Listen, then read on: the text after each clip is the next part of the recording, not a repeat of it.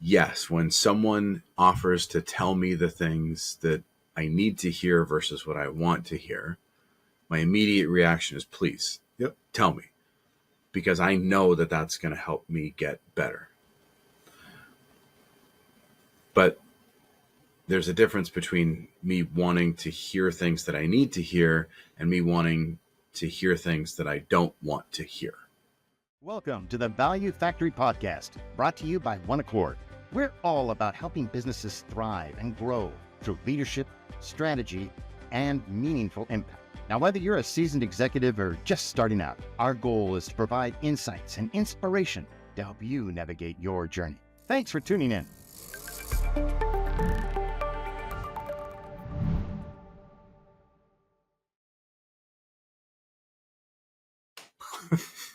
Live in the Value Factory with Richard Brune. So a part of this is a conversation where we could be talking here on this camera to future prospective principals, people that want to join OneAccord and be a part of delivering fractional and interim executive service to business owners. A part of this conversation could be that we're talking about what we do that a potential client might be interested in, but you have perspective, right, and you have experience. And that's really what I'm interested to talk about. Yeah. I think it's around, one of the critical factors in what we do is relationship. And it's at different levels within the client, ownership, C-Suite, people we work with directly. The concept of peer-to-peer is really important for us to establish on the front end. Yeah. And that's, otherwise I think we get relegated as more as a vendor, as opposed to a partner. Also, it sets, I think, some of the ground rules in terms of how we establish things with the people we work with, because we can easily become, at certain levels in the organization, especially maybe at the C level, but certainly at the VP level, where we're seen as a threat as opposed to a partner. And so establishing that up front and really educating people about what it is important. I think some of the things that you just said, we've talked about, and I want to talk more because they're, I don't know, controversial is the right word, uncomfortable, but you said threat, right? And I think if we don't talk about the things that are real but challenging, that creates problems. Right. So let's unpack that one a bit. So when with my experience going into companies and taking mostly operational roles in companies, and for me, sales and marketing, right? So I'm dealing with the marketing team, dealing with the sales team. You're interfacing with operations, with other folks that all interconnect, right? So if we don't have this established on the front end of what the expectation is, people go, okay, am I constantly being evaluated? And is this person going to eventually say they should be doing my job and I go away? Because that's kind of the threat side of things. It's just natural. It's human behavior. Sure. An owner, a company will hire OneAccord. Right. And we are classified as consultants. Right. But we're actually operators, like you say. Right. So we don't just show up like the two Bobs in that movie Office Space. Right. I mean, there's a part of our engagement that looks like that. We do some analysis and some diligence. We do some interviews, but then you're showing up on the job, like in the office, at the factory, wherever it is, a couple of days a week. Right. And you're working shoulder to shoulder with maybe the VP of operations, the chief operations officer. You're in the senior leadership meetings, right, as an operator, making decisions, doing the work. Exactly. And that's different than a perception of a consultant who kind of sits maybe in the room but not at the table, at a chair away, and observes, take notes, and then whispers over to the CEO later. Right. And this question of who are you? Why are you here? What are you doing? We have to get that clear from the beginning. Right. And so peer-to-peer means, in my viewpoint, you're at an equal level to that owner, CEO, and the other people on the team. And to your point, when I think through things of different engagements, I do have higher firepower quite often. I have budget, spend, not spend. Those are, depending upon what the situation is within the role. I mean, sometimes you're alongside of something, you're actually sitting an empty seat. Mm-hmm. And so if people understand, and again, it's something, you can't leave it to chance for people to intuitively just get it. Like, okay, we have a OneAccord executive in here and he's part of the team. You got to tell them they're part of the team. You're responsible, you're accountable, but you're also bringing in, a full expertise as well as you have a bench behind you. So Right. for me, again, I'm more revenue focused, but if, let's say, operations needs help that I recognize, we could bring that person in that's sitting on our bench to come in and sit that role or come alongside of a COO, or same thing at the president or CEO level, because there may be deficiencies, as we're engaged in engagement to find that out. So that peer level, again, at ownership to C-suite is really gets established on the front end, and then it has to be communicated. And so part of it is maybe defining peer-to-peer, because I've had people go, what does that mean? And you've told me. Right. And I like the way that you frame this. Right. And just for context, you are in year 18 doing this work. Yep. Do you have a sense of how many engagements you've been on? It's more than 5. Oh yeah. More than 10. It's probably, I think as I've been part of OneAccord, I probably have had easily 50 engagements that I've been part of in different roles. In terms of sitting a seat, if you will, from an operation role, it's probably 20, 25. I mean, I've had them where they overlap, right? So that's kind of like 2 days here, 2 days, somewhere else in the same week. Sometimes you're going back and forth within the same day. Based on need and practicality of that. My point with that context is that this conversation is not theory. No, this is 2 decades of, and it's practicality. Yeah. And so, for me, one of the definitions, and it's an easy one that everyone likes, at the ownership, CEO, president level, and that is, OneAccord principals, partners, when we go into an account, we're going to tell you things that no one else is telling you about the business. We're going to tell you like it is. We're not going to tell you what you want to hear. And of course, that's well received.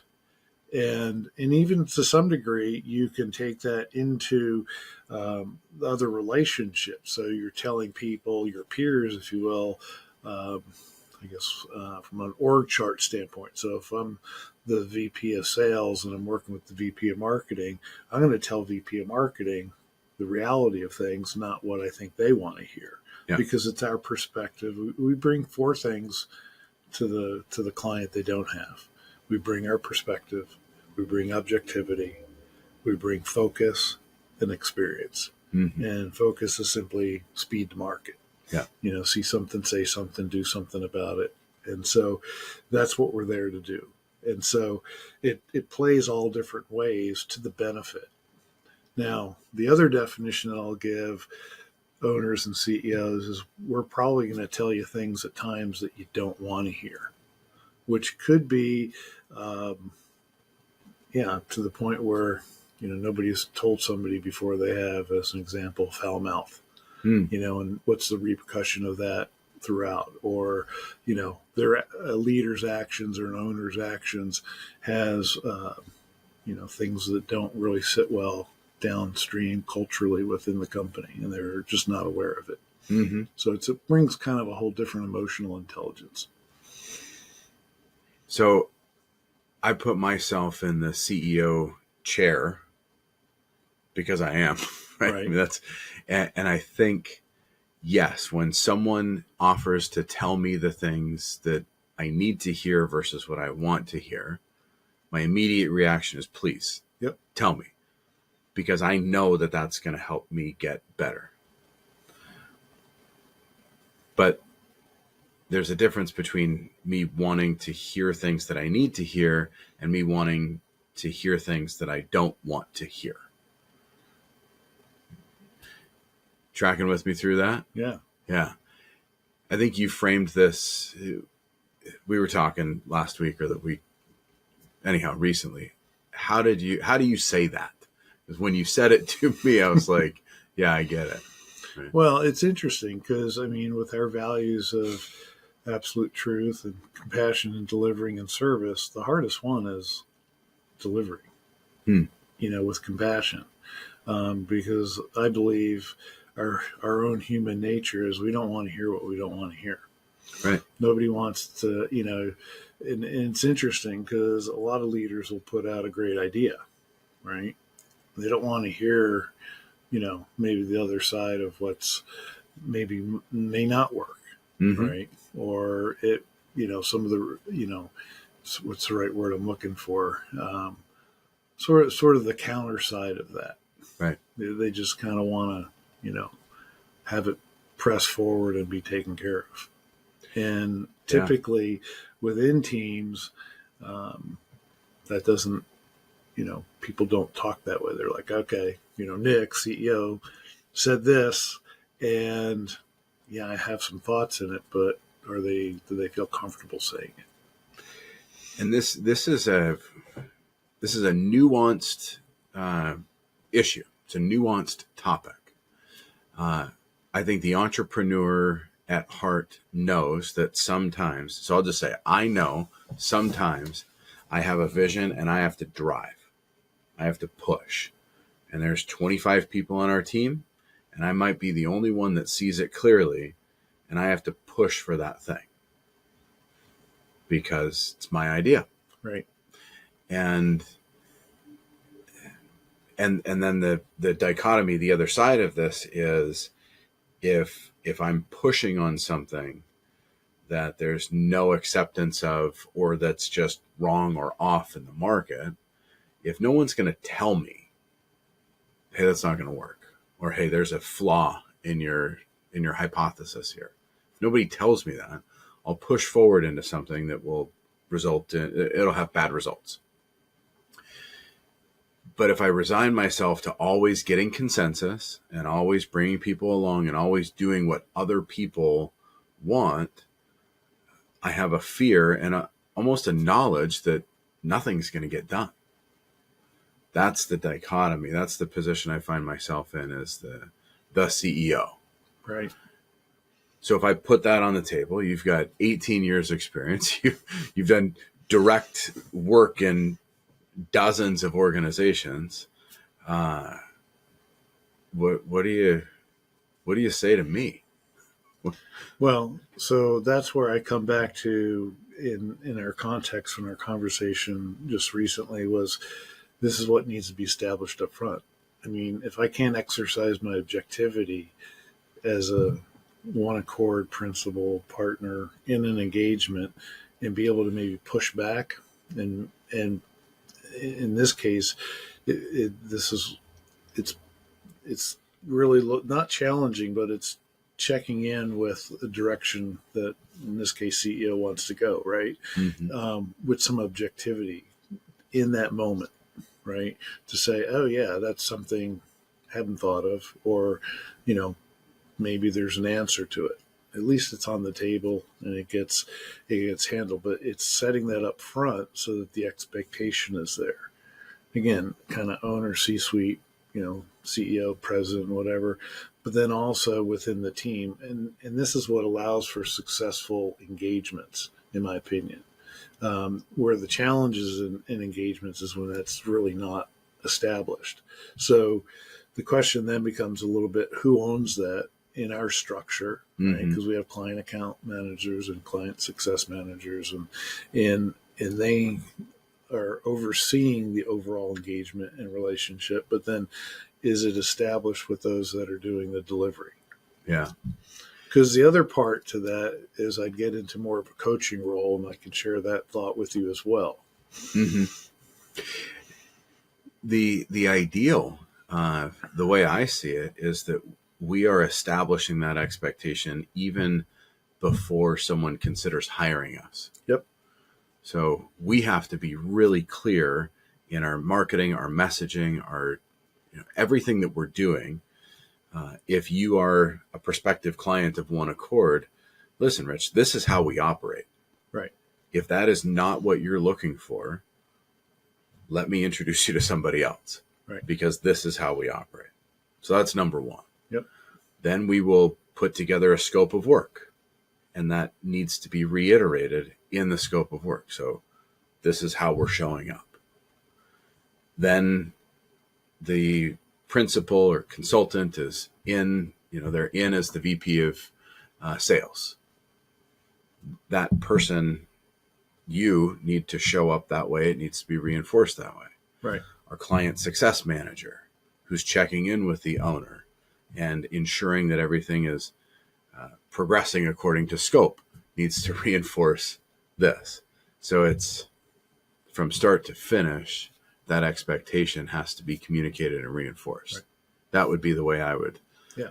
I mean, it's where the best engagements that I've experienced, and these are engagements that I've helped land. There's engagements that I've been brought into, and sometimes you have to reestablish things. But for me, part of the why of do this is, again, it goes back to, I'm going to bring you 4 things you don't have, and they're valuable things that they need. And that's that perspective, objectivity, focus, and experience.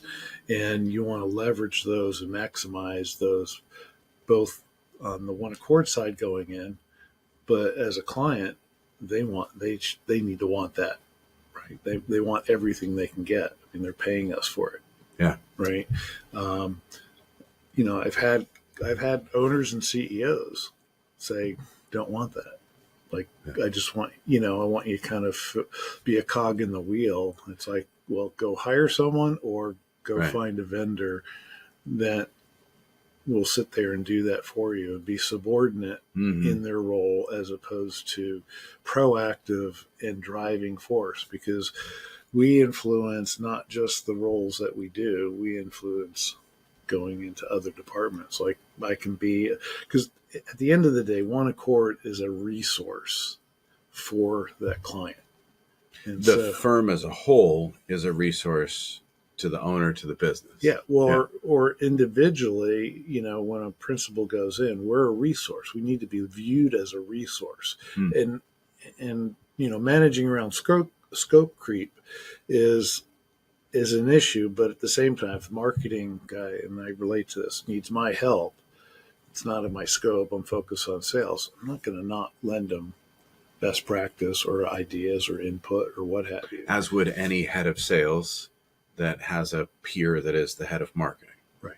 I mean, it's got to be a good exchange. But if we're viewed that way, as opposed to, oh, this guy's coming and he's going to change everything, I'm threatened by this intrusion, if you will, of the ownership putting in somebody here to help us. Because one of the things that I've run into quite often, again, I think this is psychologically how we're broken up, is, what we do is not necessarily what people want, in the sense of they may not see us as wanting help. I mean, I literally had a CFO after 2 years when we changed their business trajectory. We met them when they were about 70 million. They hired us at 50. We took them back over 70 in 2 years. And the CFO from the very beginning was against hiring OneAccord. And when we left, he's like, we still shouldn't have needed to hire you. We should have done it ourselves. Yeah. People ask me, who's your biggest competitor? And my response is the company that says they'll do it themselves. Where we might go through our phase 1 diligence and say, okay, here's the 5 things that you should do, the 2 things that you must do, and we can do those with and for you. And they say, no, we got it from here. Or we're in an engagement, we project it to be an 18-month engagement, we're 9 months in, things are going well, we say, thanks, we got it from here. Right? That's our greatest competition. And I understand it. As an entrepreneur, I want to do things on my own. Right. That's why I chose this life. So I totally understand. A lot of it's a pride factor, in my opinion. Yeah. Because what we do coming into companies is different than what, normally companies are willing to outsource. Nobody wants to do their own auditing. They don't want to have a fool for a client, and nobody wants to do their own IT. And, it's better to outsource. So it's more natural to hand it off to someone, even HR. Fractional CFOs are commonplace today. Yep. But to consider bringing in a consultant or interim fractional head of revenue, head of operations, key roles, president, CEO, it's, I think OneAccord was way ahead of the game 2 decades ago in this. It's the idea is becoming more commonplace, but it is not always natural. I think that's right. And listen, we might say the word pride. You said the word pride, and in as much as we can acknowledge there's a downside to pride, I also understand it. I like to say I'm proud of my kids. I'm proud of my team. I'm proud of the accomplishments. I'm proud of figuring something out. I think to be proud is honorable. It's good. Can get in the way. Yep. Right. Well, strengths can be the weaknesses, right? And, that's it. And it could be even ego. I mean, it may be a better way to say it. But I mean, at the entrepreneurial level, it's, when you go and say, hey, we're going to help you drive your revenue and grow your revenues, and that person that you're talking to is like invented the product, put it together, did all the sweat and tears, and sits there and goes, but that's what I do. Right. But it's not working. Right. And so, sometimes you need to bring in for a season that expertise. And quite often what we find is the reality is it's not that they can't eventually do it themselves. Sure. It's just that what's happened is their business has moved to a point where maybe they're not at the next level that they need to be. And so I think anything's possible on an infinite timeline. Right. But we're playing a different game. And I think of, in our backyard in the Pacific Northwest, just down the road, we've got the headquarters of Microsoft. And across the lake, we got the headquarters of Amazon. Right. Neither Bill Gates nor Jeff Bezos are majority owners of either of those companies. And they have massive teams with highly qualified and capable executives. And yet Bezos is attributed with everything connected to Amazon for the lay person in the world. Right. If I called 100 people randomly and asked them if they knew who Andy Jaffe is, they probably wouldn't. But if I said, do you know who Jeff Bezos is? They would. So the entrepreneur, myself included, who, I wake up in the morning and I think, well, this is on me. I have to be conscious of telling myself that no, it isn't. That if it's all on me, I'm limited in what I'll be able to get done because the timeline is not infinite. Right. And I want to find really smart people. I hear that finding exceptional talent is really difficult. It just is. And it isn't that the world is not full of smart people and smart, capable people, but it's finding them and getting them in that precisely right role to do the thing that needs to get done. That often, like in this moment, I don't even know what we need to do in 2027 to achieve our 2028 goals. It's okay. Thanks for saying that. I have some anxiety about that. Now, I know I know what our revenue needs to be. I know how we need to manage margins. I know financially what we need to do. I have a roadmap in terms of marketing, developing sales, and so forth. But something might happen in the next 12 months Right. that I'm unprepared for.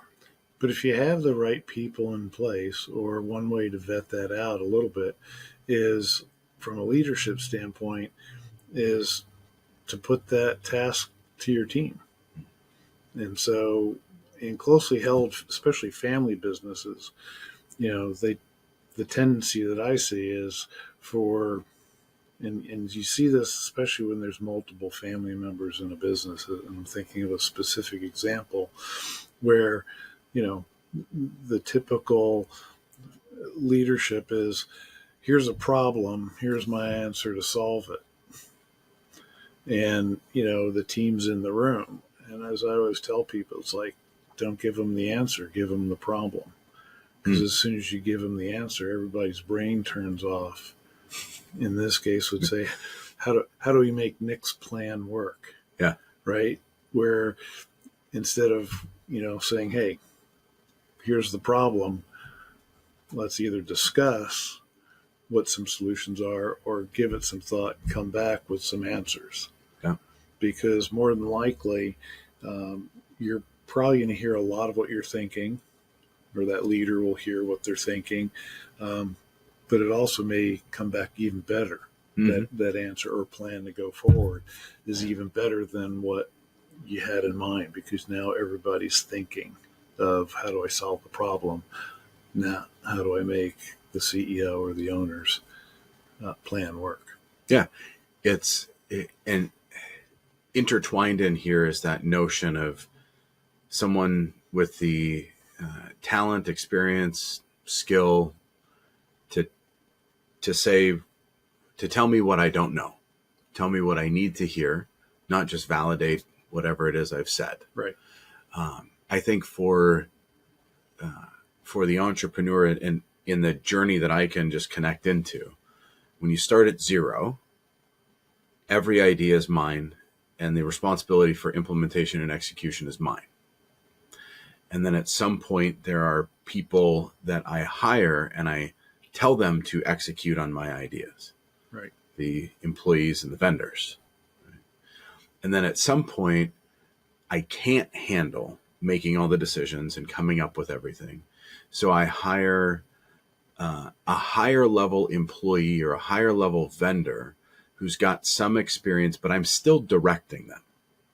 I'm still telling them, because maybe I can't afford the C-suite level. I can't afford Rich Brune. I don't know where you are. Right? I can't find you. I can't afford you. So I hire somebody who is less experienced, I'd say less capable, but can kind of do what I tell you to do, because I just need another set of hands. Making that shift into hiring a true functional leader, operational leader, somebody who has P&L responsibility, has budget responsibility, says yes and no to expenditures, maybe has hiring and firing responsibility of subordinate staff, right? That's a major shift in the evolution of the entrepreneur, of the growth of a business.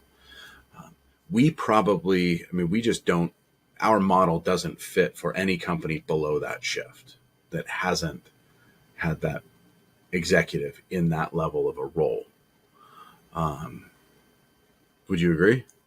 I would agree in general, but I'd say the faster you can get there in a business, okay, is go back to your example about Microsoft and Amazon being how fast they got to where they are.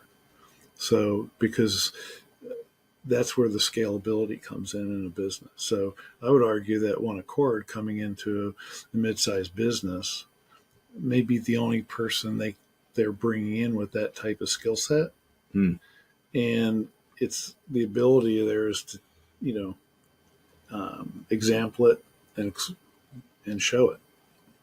And, sort of all boats rise in a rising tide. The folks that you have given that you know, which ones rise, right? Which ones rise to the top in other departments. So I would argue that actually we can help companies speed that process up, but I don't disagree with your progression of how things go. What's challenging in my experience in going in 18 years here is the companies we've come in and helped, right, really well.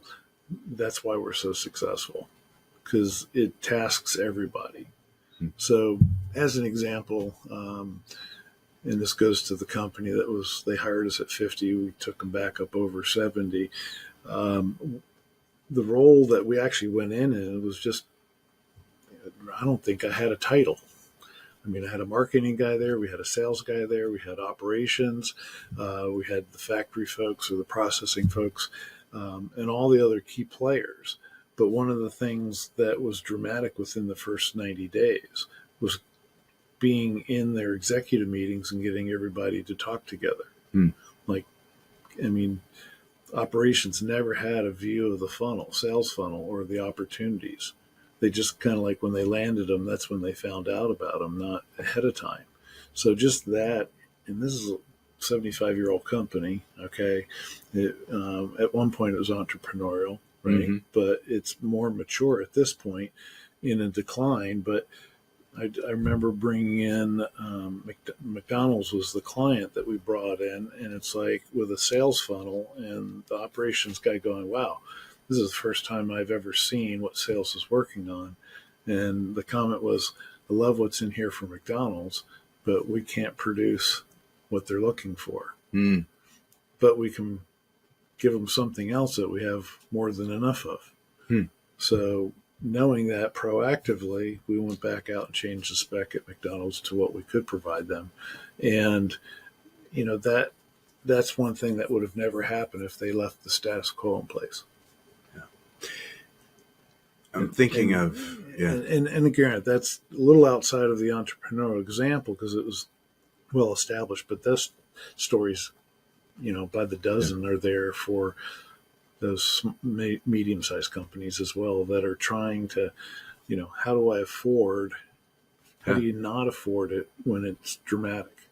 One of the elements of the value factory that I think that I appreciate when I'm listening to people talk like we are is some transparency of real world experience, like just how it is really. So here we are today, OneAccord, and we've got a 25-year history, and it's been up and down and up and down. We're on I joke that we're a 25-year-old startup, right? So we're on this upward trajectory where some functional roles, so I'll say marketing, sales, and operations, because I can sit in the CFO seat for a long time. There's a lot of runway ahead that I can handle. But those three are the seats that are next to be filled. And, you know, we're working with Nikolai, and he has been a marketing resource, fractional chief marketing officer, but really our relationship has been such that it's kind of that vendor relationship where I'm making the decisions and kind of directing. So we're at this place now where it's like, I actually need to elevate him into a role where he's making decisions and reporting back, but we're in those conversations, like you just said, those leadership team conversations where he's a part of them and has visibility. So then the next two seats are sales and operations that I've observed. I've been a sales manager. I'm not an exceptional sales manager. I'm good enough, right? I play one on TV. And I have the most anxiety around operations. As we scale, that's the thing that I worry about the most. Is we might sell a whole bunch of engagements. Can we deliver on them consistently with excellence? So that's where I have the most. So I think we're in this place where I'm like, I need people in this chief marketing officer, chief revenue officer, chief operations officer seat We're not large enough to hire someone for each of those roles, certainly not full-time. I don't even know if it ever makes sense to hire somebody full-time in each of those seats in the go forward. The advice I would give to myself is put somebody in on an interim basis, fractional. Bring somebody in with experience, learn from them what you need in that role, and do it on a 12-month contract. So there's enough time to see it through. So I learn, we grow, we get the benefit. Okay, that's the advice that I would give other people. Right. I haven't yet taken my own medicine. It's difficult. And Yeah. I mean, the context within other people's companies, if I can say it that way, or our client companies, Yeah. is, and this is part of a broken model, perhaps, as my one friend said. We embed those things into the company in that window of time, so they are doing it, Mm-hmm. right? And then we leave and sometimes hire our replacement, right? So I have a consulting friend that says, your revenue model's broken. You work yourself out of a job or out of a client. At the flip side, though, with what you're saying is, within OneAccord, how do we scale? Because I've been here long enough to know that we've done this. It's how do you do that within the team in a way? Because in some respects you have that expertise. That's right. And so, the challenge there is how do you get that out of the team for the benefit of the whole? Yeah, we're in a unique position where of our 25-ish people, there's a handful of COOs and a handful of head of sales, chief revenue officers, and some chief marketing officers to draw from. So it isn't as though I don't have access to the talent, I don't know about it, right? And I still have this block. And I think what it comes down to, if I'm being entirely transparent, candid, vulnerable even, is what am I comfortable letting go of? How do I make that transition as a person, as a leader into, okay, now Rich is responsible for this. I go away from I'm responsible for the revenue generation and into I'm responsible for helping Rich be successful in revenue generation. As a whole. I'll save that for my therapist. You can map that out, though. Yeah. What it looks like and what it takes, and then do it. Yeah. I've said a couple of times we should do a CSP on ourselves, our phase one diligence, right? We have done that a few times over the years. Yeah.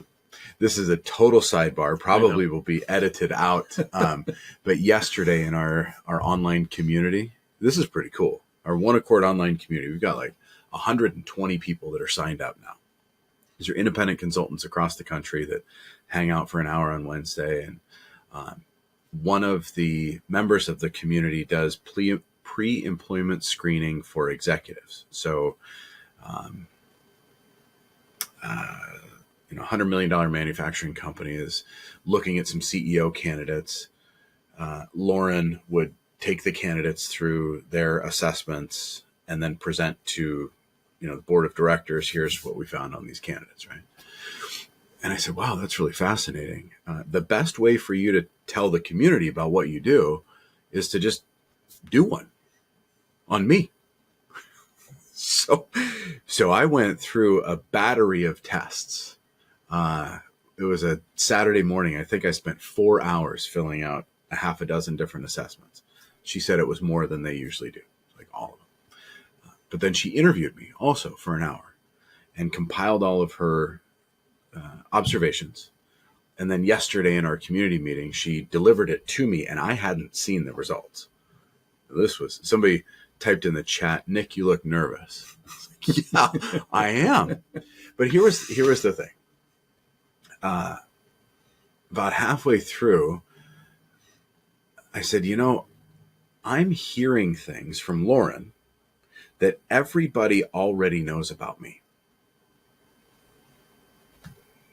you're a driver, you're impatient, you're outgoing, right? These things that Mhm. like, I'm like, oh, I don't want anybody to know that.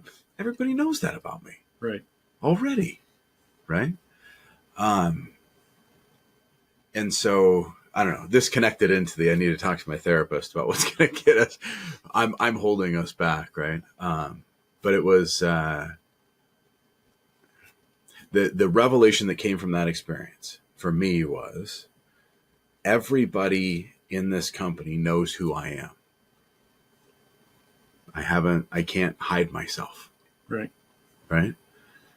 Am I ready to accept that everybody knows who I am and start being who I am and not trying to be somebody that I'm not?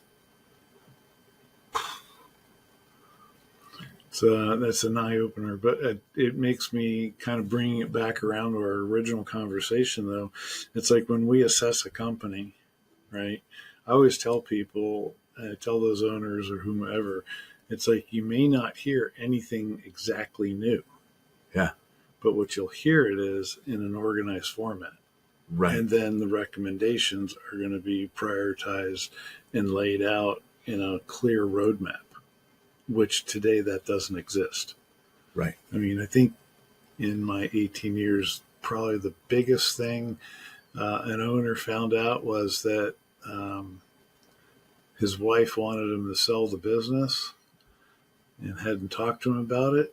And Mm, when we talked to the owner in our confidential one-on-ones, the owner's like, "Yeah, I want to sell the business, but I haven't talked to my wife about it." yeah, I mean, that's pretty important. But my point is, it's like, so much else was known. yeah, Maybe clarity around it, maybe specifics in terms of understanding the impact, those type of things. Because it would, again, that's that objectivity, perspective, focus, and an experience that we have in terms of being able to explain that in our ability to as we look at the business. yeah. But yeah, The you're talking therapist stuff for yourself. Well, and it ties into I'd say the joke, the criticism of consultants, and the joke is that the consultant's going to ask you what time it is, borrow your watch, and then charge you to give it back. Right? And it is the idea that somebody's going to pay us to do analysis and diligence. We're going to provide a report back, and generally speaking, the person whom we're reporting to says, yeah, I know all that. There's no surprises here. But the roadmap, the clarity, the how to overcome the obstacles, how to solve the problems that they have visibility on, and then the ability to do so is really where the value is. Yep. Yeah. It's, I mean, I had a recent client that just didn't have any business development process. Their business, like the phone rang, right? But at the same time, they're climbing through the mid 20s, looking at 50 million going, okay, like how to proactively and purposely do that, right? Well, what clearly came out was they had no process within their organization around business development. It was just void. I mean, it was on the owner to do it, but it was also the team that really drives that. And so it's a lot of the how. Like, okay, we need that. How do we set it up? How do we do that? How do we, what are the things we do? What are get the strategy. What are the tactics to build it out? And so that's where we come in and can do that. And that's hugely valuable. I mean, you can go through a 4-year college course and learn, or you can have OneAccord do it and get it going in a month. Yeah. And to get there, I think we'll end where we started. We've got to start with the right set of expectations. Yep. That we can only be effective if we come in as and are accepted as peers who are going to deliver truth with compassion, serve our clients, but we will deliver truth with compassion as we serve our clients at that peer level. saying the things that must be said, not the things that we think someone else wants to hear. Right. Yeah. Good. Total. Thanks for having the conversation, Rich. Hey, thanks for having me. Yeah. I'd say this is a conversation that's great for anyone considering working with OneAccord. And I mean that in two ways: hiring us or working with us. Right. To understand really the fundamental foundation, like the very basic framing that we come in as. And that's the peer level operators. And I think it's a differentiator. Yeah. Because a lot of, if you will, business consultants, don't take on that responsibility. It's a responsibility. Yeah. I mean, and it takes work. It takes hard work. Hard work. Right. Thanks, Rich. Thanks. All right. Good conversation. Hopefully it all turned out well.